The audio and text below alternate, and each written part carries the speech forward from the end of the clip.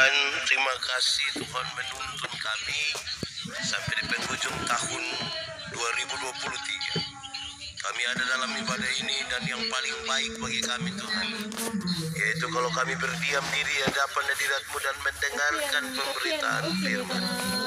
Kami berdoa supaya Tuhan melayakan kami semua untuk ada dan mendengar berita firman, dan sekaligus menjadi kekuatan dan jalan hidup bagi kami untuk menapaki perjalanan hidup selanjutnya, mengakhiri tahun 2023 dan memulai tahun 2024. Kami mohon Tuhan, jauhkan semua penggoda pencobaan, biar di dalam damai-Mu kami belajar firman Tuhan.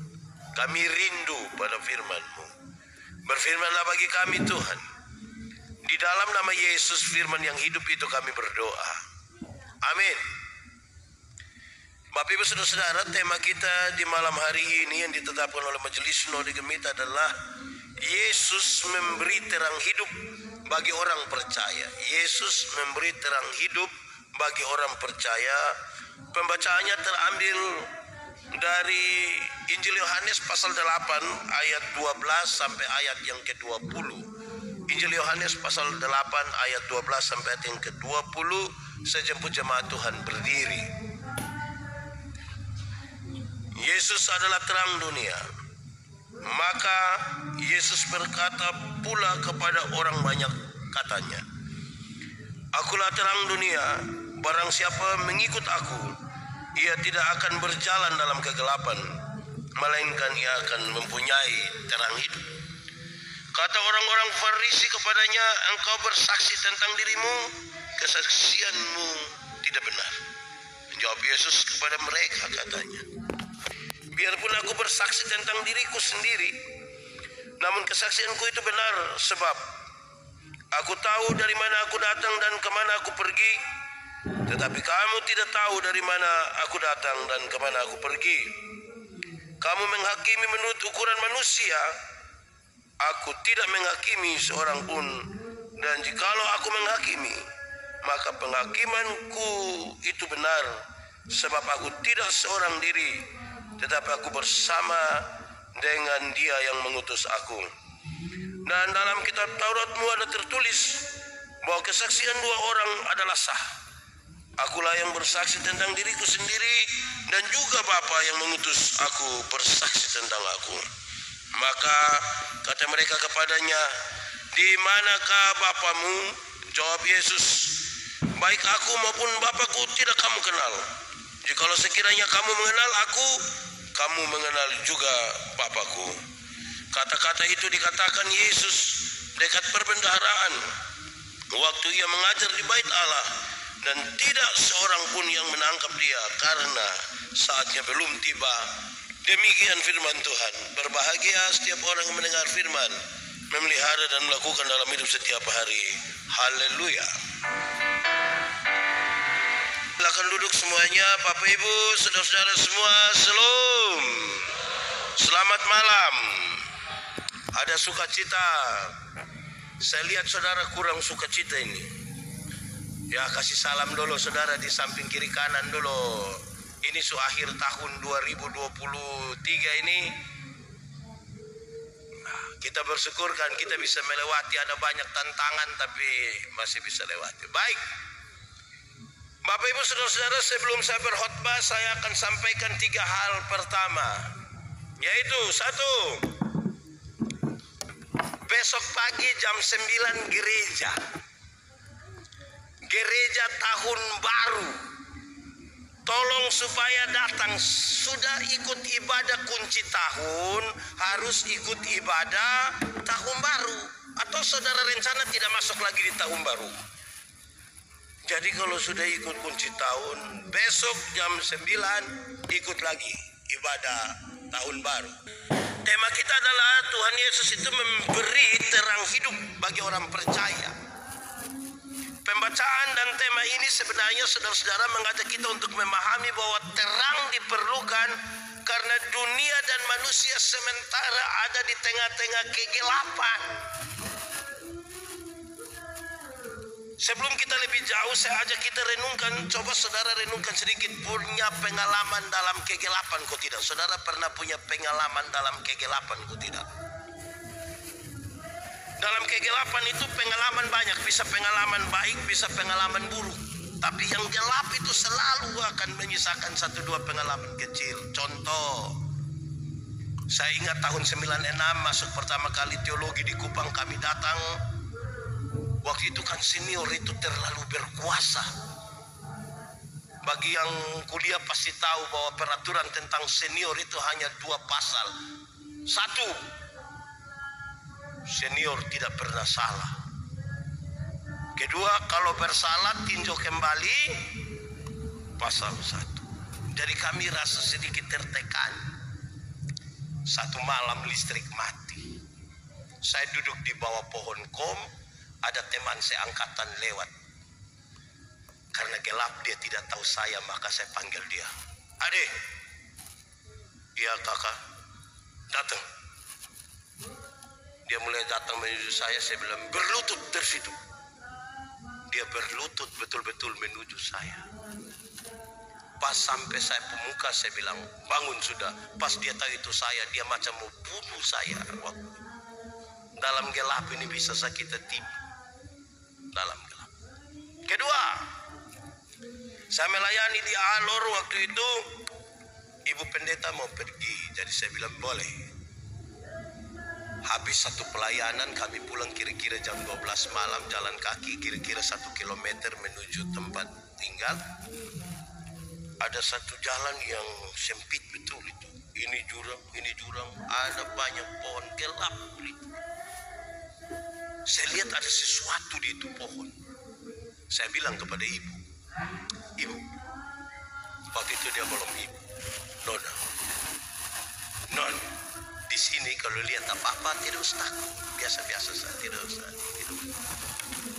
Setelah kami lewat itu pohon, mau saya kasih tunjuk, ada sesuatu seperti manusia tergantung di situ. Saya bilang tidak usah takut, sudah lewat. Besok malam ibu tidak mau ikut lagi. Saya jalan sendiri di jam yang kurang lebih sama. Saya pulang sendiri. Gelap gulita saudara. Saya lewat itu tempat sambil membayangkan tadi malam itu sesuatu terjadi. Tiba-tiba ada sesuatu hinggap di saya punya muka. Saya berteriak itu saudara, itu teriakan mungkin paling keras di dunia. Betul-betul ketakutan saya berteriak. Dan baru saya sadar. Ternyata daun kemiri yang jatuh kena saya punya muka. Tapi kan saya sudah terlanjur berteriak. Memang dalam gelap itu kita bisa penuh dengan ketakutan. Berikut, dalam gelap, masih kecil dulu. Saya kan kecil di Soe, besar juga di Soe. Tua di Kupang. Malam-malam kalau ada dorang putar film di lapangan, kami suka penonton itu. Padahal hanya film KB ini, kami layar tancap. Pergi senang betul, tapi pergi sore pulang malam. Pergi tidak takut, tapi pulang takut. Apalagi untuk pulang ke rumah harus lewat pohon beringin besar. Tidak ada jalan lain selain jalan itu. Yang saya lakukan bertahun-tahun dalam itu kegelapan dan ketakutan itu hanya satu hal, yaitu menyanyi. Seperti yang saya sampaikan kepada saudara, lagu wajib saya di tengah kegelapan dan ketakutan itu hanya 2 lagu pertama. Kita menyanyi sama-sama, 3, 4. Yesus itulah satu-satunya penolongku yang sungguh. Saudara tidak tahu ini lagu? Tunggu kok kaitun taruh baba dia pun ada. Boleh sambil tepuk tangan. Yesus itulah satu-satunya penolongku yang sungguh. Ia berjanji akan kembali angkat kita semua. Oh, haleluya, puji Tuhan, upamu besar di surga. Oh, haleluya, puji Tuhan, upamu besar di surga. Itu lagu pertama. Lagu kedua jelas sekali, saudara. Dalam nama Yesus, dalam nama Yesus ada kemenangan. Dalam nama Yesus, dalam nama Yesus, iblis dikalahkan. Dalam nama Tuhan Yesus, siapa dapat melawan? Dalam nama Tuhan Yesus. Itu dua lagu waktu di KG8. Saya mau tanya, saudara pernah alami hal yang sama? Kalau saudara pernah alami, berarti kita satu angkatan ini. Ya, itu lagu di tengah-tengah KG8. Kira-kira pengalaman di gelap begitu. Tapi juga saudara, bukan pengalaman begitu saja. Kami juga punya pengalaman kalau dalam gelap itu orang pu ayam hilang. Nanti pagi-pagi suterang baru tante tanya, tante pu ayam yang hitam itu? Wih, tante tahu sendiri gelap toh tante. Ayam tidak tahu jalan. Dalam gelap orang bisa mencuri. Saudara, dalam gelap apa yang terjadi? Lebih juga. Saya tanya pada banyak anak muda, terang atau gelap? Orang bilang terang. Terang atau gelap? Terang. Yakin terang? Yakin. Betul-betul yakin? Iya. Lalu kenapa kamu pacaran di gelap-gelap? Itu dong tidak lanjut lagi. Di gelap itu juga pacaran. Baik. Berabad-abad lamanya orang timur di TTS itu suka menyebutkan PKK. PKK itu artinya poe kalan-kalan, raba sembarang. Di gelap itu orang suka raba-raba. Di sini ada yang biasa raba sembarang. Itu kemungkinan dia anggota itu yang PKK. Saudara-saudara, yang menarik saat ini, dunia menawarkan yang menarik ini tentang gelap. Sesuatu kalau mau romantis itu tidak bisa terang-terang, tidak bisa. Kalau satu pak, satu ibu, satu nyong, satu nona pacaran mau menikmati atau mau memperingati hari ulang tahun pernikahan ke-114, itu kan harus agak gelap sedikit. Hanya satu lilin agak gelap terus dan duduk. Rupa-rupanya yang romantis itu mungkin harus agak sekarang. Hingar-bingar dunia ini, saudara-saudara, menawarkan kepada kita tentang terang yang tidak tetap. Di tempat-tempat di mana orang berpesta pora, orang suka akan kesenangan itu, dia lampu tidak bisa begini saja, dia harus begini. Harus agak gelap-gelap sedikit. Kalau masuk terlalu terang, orang perasaan tidak bisa. Dan itu tantangan dunia saat ini. Kira-kira itu pengalaman-pengalaman di gelap. Itu supaya sebentar kita melihat kenapa Yesus itu menuntun kita dalam terang di kehidupan. Itu penting. Lalu kita membaca teks ini, saudara-saudara, berkaitan dengan Yesus terang dunia. Saya memulai dengan meyakinkan kepada kita, saudara-saudara, bahwa di dalam Alkitab kata dunia itu punya dua pengertian. Pertama, dunia berarti alam ciptaan Allah. Dunia berarti alam yang diciptakan oleh Tuhan Allah. Dia ciptakan dengan sangat baik. Dia melihat itu baik adanya. Jadilah petang, jadilah pagi. Tuhan menciptakan alam semesta. dunia disebutkan itu. Tetapi yang kedua, saudara-saudara, dunia yang dimaksudkan dalam Alkitab adalah mereka yang bersahabat dengan dunia dan menjauhkan diri daripada Tuhan Allah. Mereka yang memisahkan diri dan menolak Tuhan Allah. Itu disebutkan sebagai dunia. Jadi sebentar ketika kita memahami penjelasan atau perkataan Tuhan Yesus tentang akulah terang dunia, dia ingin menyatakan, pertama, dunia hasil ciptaannya yang sudah bagus tidak bisa dijalankan serta-merta, harus ada sesuatu yang menuntunnya supaya kemudian dunia hasil ciptaan Allah itu betul-betul berjalan dengan baik seperti apa yang menjadi kehendak penciptanya. Tetapi sekaligus juga yang kedua, saudara-saudara, supaya orang-orang yang menolak Tuhan, mereka yang ada di dalam dosa, yang hidupnya tidak berkenan kepada Allah, mau kembali kepada jalan yang berkenan kepadanya.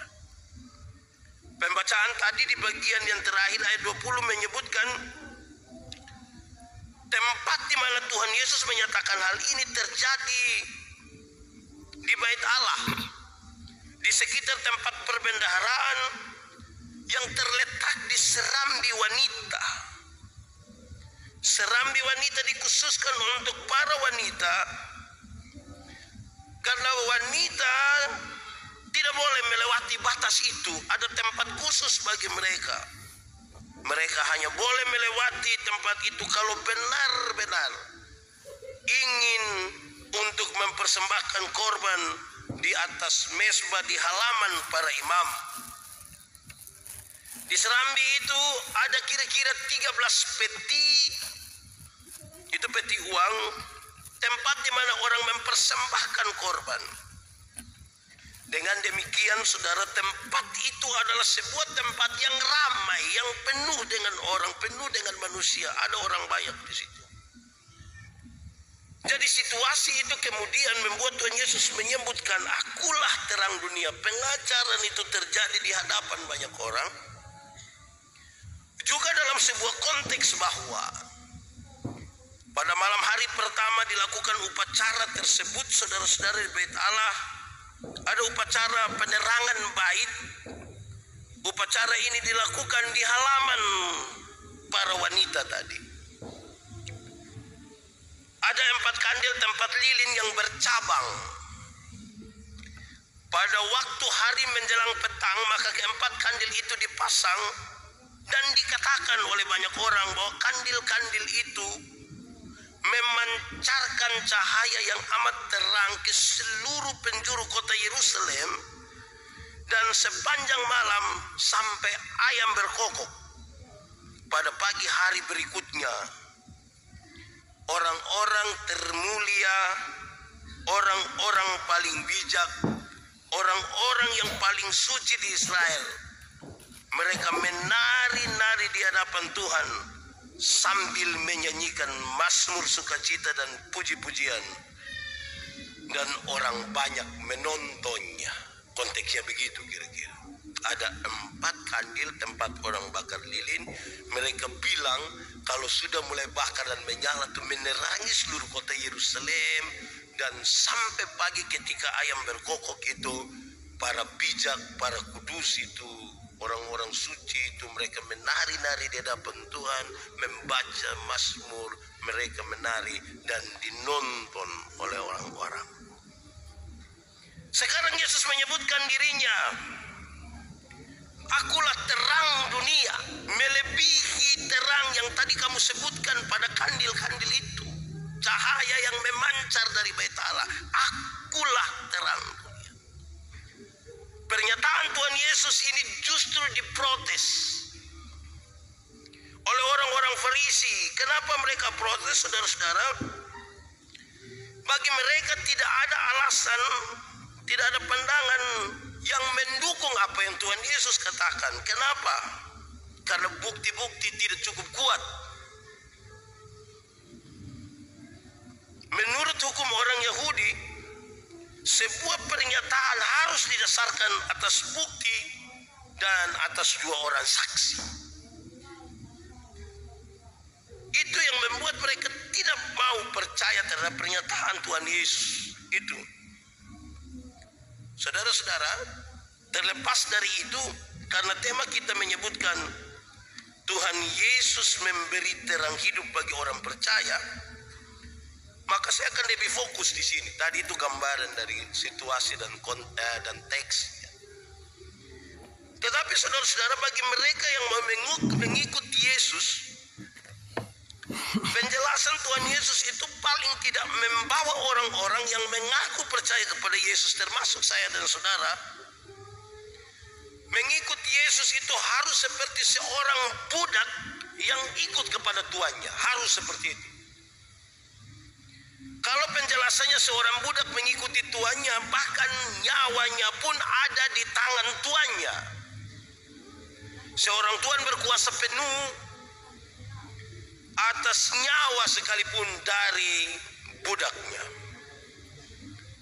Mengikuti Yesus itu keadaannya harus seperti para tentara yang tunduk kepada komandannya. Semuanya harus katakan siap. Harus seperti itu mengikuti Yesus. Atau saudara-saudara, bagi pengikut Yesus, mereka harus seperti orang-orang bodoh yang bertanya kepada para bijaksana, dan apa yang disampaikan oleh orang-orang bijaksana itu harus diikuti secara total oleh orang bodoh yang bertanya kepadanya. Atau mengikuti Yesus itu, saudara-saudara, mesti digambarkan seperti seorang atau sekelompok orang warga negara yang harus tunduk kepada undang-undang satu negara, tunduk secara total.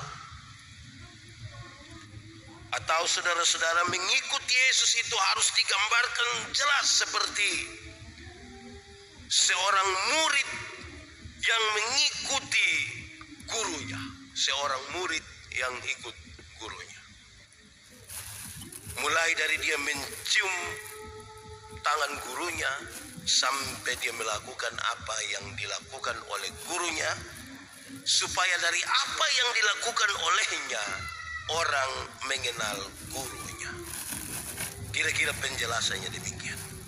Saudara-saudara, di bagian terakhir ini kita akan merenungkan lalu apa hubungannya dengan tema tentang Yesus yang memberi terang hidup bagi bagi orang percaya dan kita yang ada di penghujung tahun 2023. Pertama, terang itu dimaksudkan supaya orang bisa melihat. Terang itu harus dilihat. Terang itu tidak boleh tersembunyi. Tidak ada orang yang membakar tian terus taruh di bawah kolong tempat tidur, kata firman. Dia harus taruh di atas supaya bisa dilihat. Karena terang itu menunjuk jalan. Dari terang itu orang melihat jalan yang benar. Supaya refleksi kita adalah melewati tahun 2023 itu kita ada pada jalan yang benar atau jalan yang tidak benar. Karena terang menunjukkan jalan yang benar. Saudara bayangkan kalau kita ada banyak-banyak ini yang hadirin sekitar 700 orang ini, kalau tiba-tiba sebentar ada gempa bumi sedikit terus lampu mati, menurut saudara-saudara jalan di jalan yang benar? Kita akan bertabrak, kita akan bertengkar, berkelahi dan lain-lain gara-gara karena kegelapan. Jalan yang benar itu dimungkinkan hanya bisa dilihat ketika orang punya terang itu. Dan Yesus ingin mengatakan kepada kita, akulah terang itu. Supaya di tengah-tengah dunia di mana saya menciptakan dunia itu, Allah menciptakan dunia itu, orang melihat jalan yang benar untuk membangun dan mengelola dunia ini.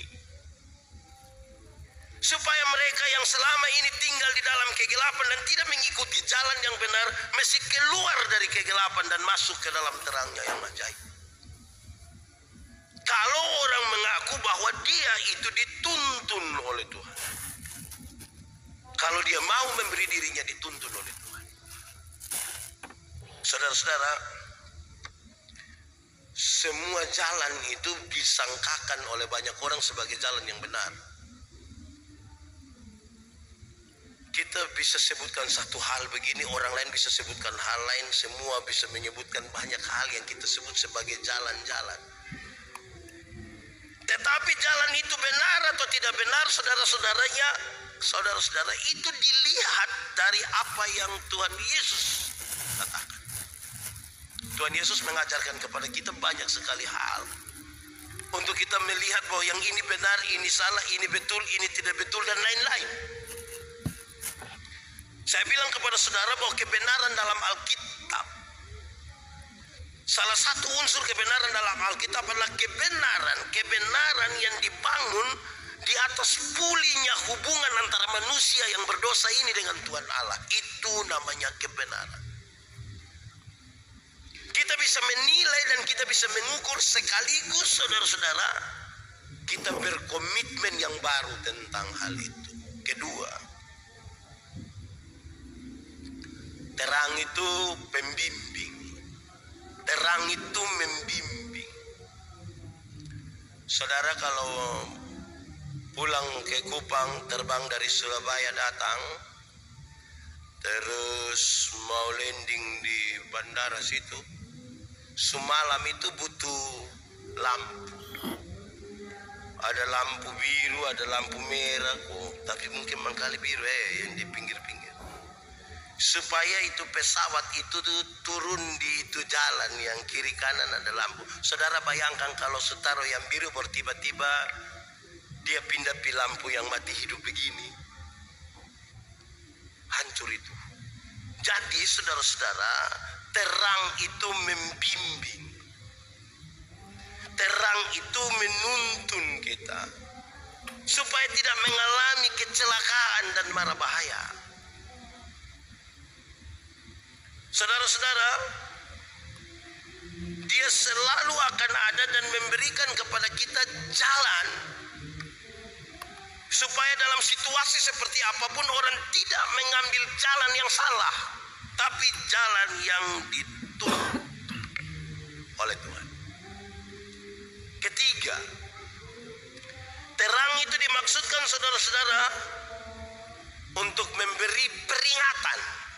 Terang itu dimaksudkan untuk memberi peringatan. Saudara, kalau pulang dari Alor, naik feri malam, ada pulau yang tidak ada penghuni, itu pulau apa? Batik. Oh, ada satu lampu. Orang-orang yang di atas kapal itu tidak tahu itu lampu siapa yang kerjakan, tahun berapa, tidak. Tapi itu dimaksudkan supaya itu kapal itu sampai tabrak itu pulau. Semua ini tower ini kan di ujung ada taruh lampu merah atau lampu apa biru begitu. Sebagai peringatan supaya itu orang yang bawa pesawat itu dia tahu memang bilang awas ada tower di situ. Sebab kalau dia pergi ke tabrak ambil kan dia akan keluar di Metro TV. Karena itu terang dimaksudkan sebagai peringatan. Lalu bagaimana kita memahami hal-hal ini? Terang untuk dilihat, terang untuk membimbing, terang untuk memberi peringatan kepada kita. Hanya satu, yaitu orang-orang mesti dekat dengan terang itu. Manusia mesti dekat dengan terang itu supaya dia dilihat, dia dibimbing, dan dia diberi peringatan-peringatan. Cara terbaik mendekatkan diri kepadanya adalah berdoa, baca Alkitab. Anak sekolah minggu ini sejak kecil sudah ajak kita ini lagu, kita yang tidak pernah pakai ini lagu. Baca kitab suci, doa tiap hari. Hanya itu saja. Itu tidak ada kalimat lain selain itu. Baca kitab suci, doa tiap hari, baca kitab suci, doa tiap hari. Bayangkan kita semua tahu itu lagu, anak-anak semua menyanyi lagu itu, tapi sampai hari ini ada kepala keluarga yang tidak tahu berdoa. Ada bapak-bapak dalam rumah tangga yang jangan coba-coba 31 malam 24 Desember suruh dia berdoa. Itu kita bisa baku bunuh itu gara-gara suruh bab tua berdoa. Dia bisa tersinggung setersinggung-singgungnya. Siapa suami yang kira-kira begitu itu? Baca kitab suci, doa tiap hari. Berdoa itu salah satu cara dekat dengan Tuhan. Doa dibutuhkan bagi mereka yang merasa diri terbatas. Kan dia terbatas, dia butuh Tuhan yang tidak terbatas. Berdoa itu relasi yang kemudian dimungkinkan dengan kata-kata yang kita kasih keluar. Karena itu jangan lupa berdoa. Ingat sebentar saudara berdoa. Baca kitab suci itu juga harus. Ada orang yang di rumah ini dia tidak ada Alkitab ini. Saya kalau jalan-jalan di jemaat rumah tidak bawa Alkitab, baru saya bilang, Bapak, angkat ambil Alkitab dulu. Itu dia di belakang lama baru datang. Selama lebor datang bawa Alkitab satu yang dia faham malobe, tapi itu Alkitab tulis nubatonis. Itu kemungkinan dia pinjam tetangga punya itu.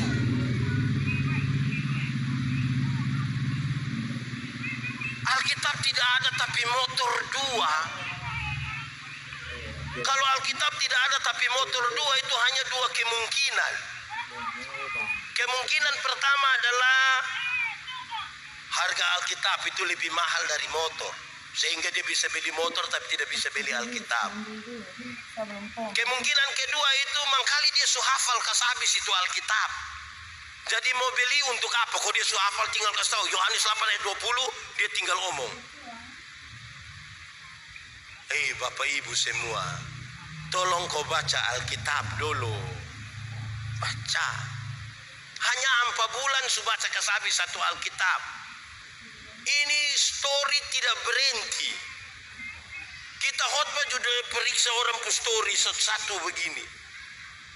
Kenapa tidak baca Alkitab?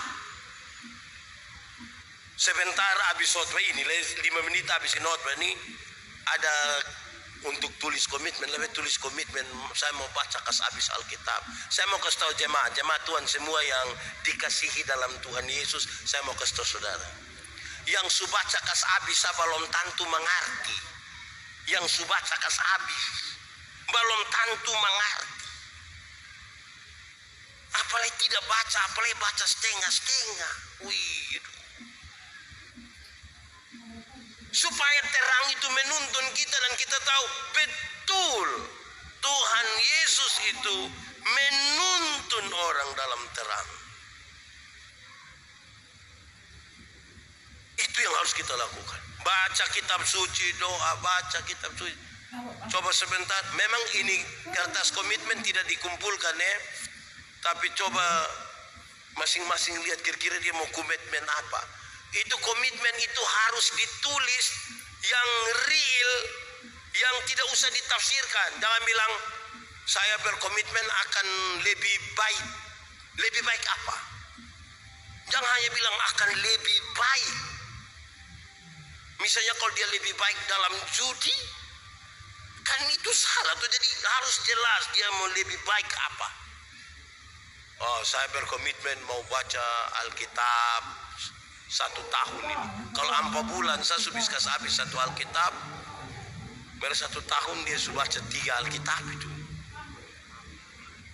Yang memang baca Alkitab itu butuh cinta. Kalau tidak ada cinta tidak bisa.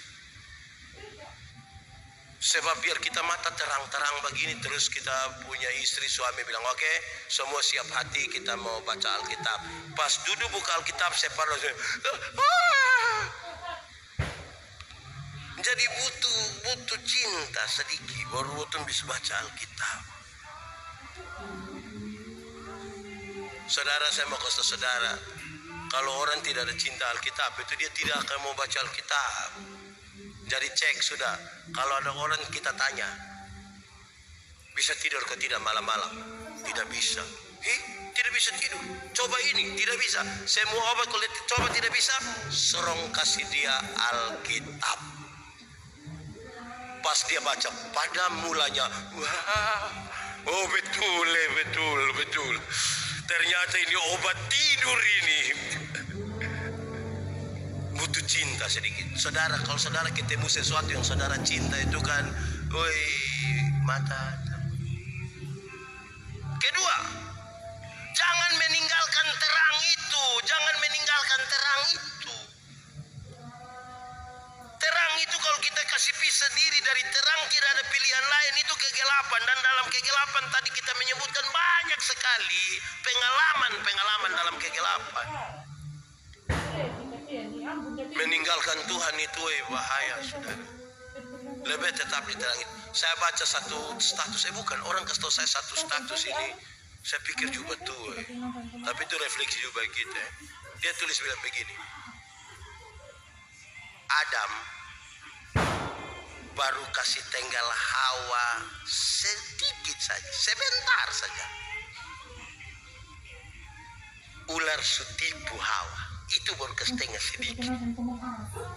Apalagi yang LDR dong, itu datang ular sukunya bab tuh. Baru kasih tenggal sedikit sah. Itu ular sutipu yang jaga jarak dong, hati-hati. Dan sampai ular telah buang sukunya buang. Jadi yang paling baik itu dekat dengan Tuhan. Kenapa saudara? Dekat dan terang itu. Makin dekat seseorang dengan Tuhan, makin dekat dia dengan orang-orang yang ada di sekitar.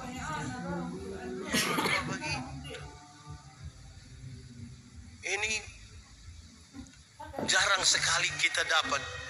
Kita tiap minggu di Agape ini doa bagi mereka yang berulang tahun.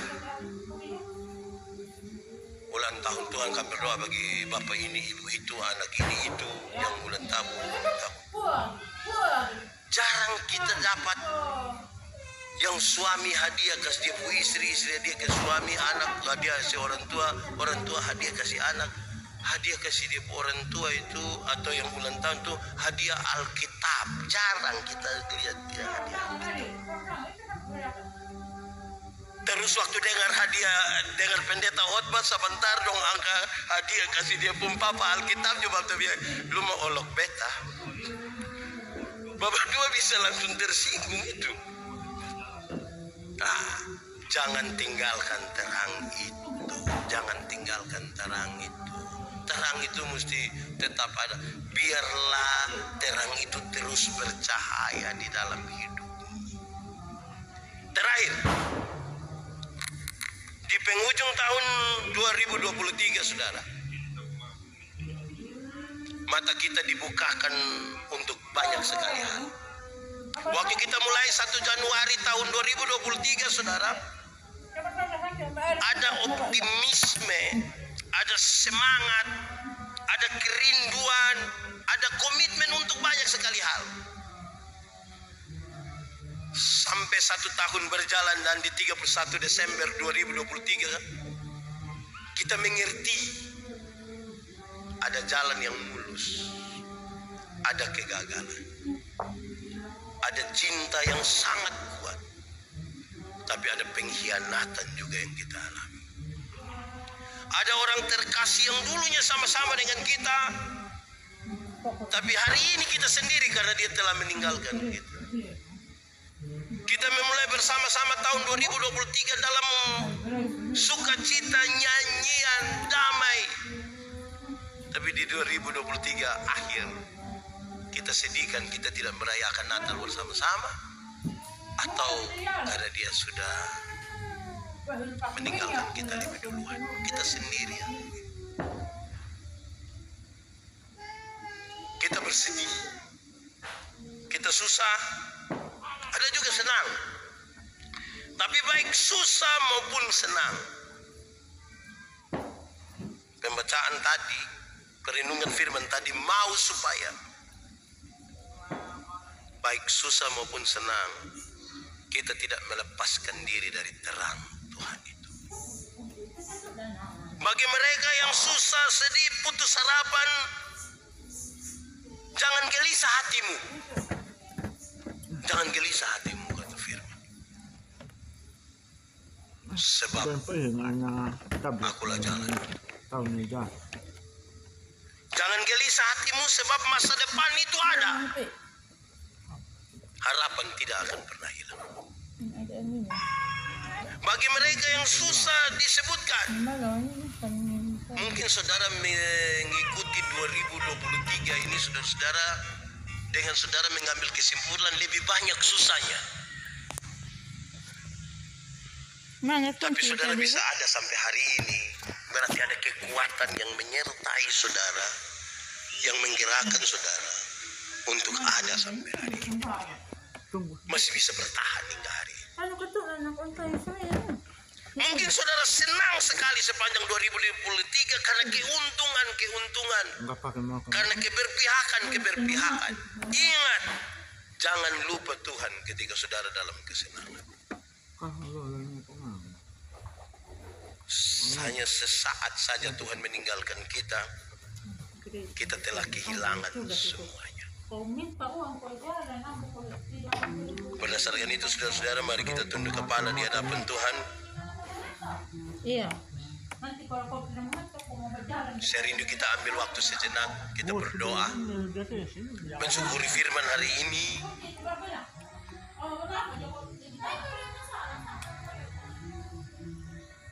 Kalau kamu dengar suaranya, jangan keraskan hatimu. Minta Roh Kudus melembutkan setiap hati yang keras. Katakan sesuatu yang jujur kepada Tuhan. Jujur. Ingat, manusia bisa kita tipu, tapi Tuhan tidak bisa kita tipu. Dia melihat sampai ke kedalaman jiwa kita, dan Dia tahu siapa kita. Dan bagi saudara yang mau ambil komitmen, ambil sekarang. Komitmen yang saudara taruh betul-betul di dalam hatimu, taruh sebagai bagian dalam persembahan hidup. Dalam sebuah kesadaran, apapun yang terjadi di dalam hidup, kita mau katakan bahwa Tuhan Yesus baik. Baik susah, baik senang.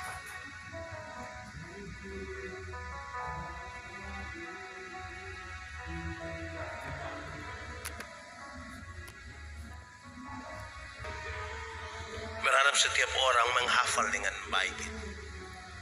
Mungkin ayat itu tepat dalam pergumulan saudara, atau mungkin suatu saat akan menjadi jawaban dalam pergumulan hidup saudara. Tulislah sesuatu sebagai komitmen saudara.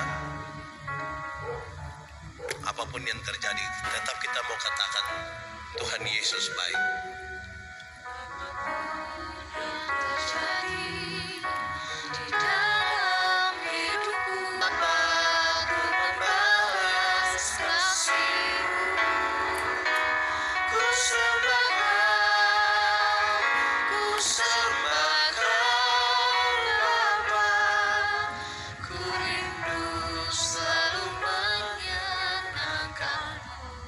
Mari kita berdoa.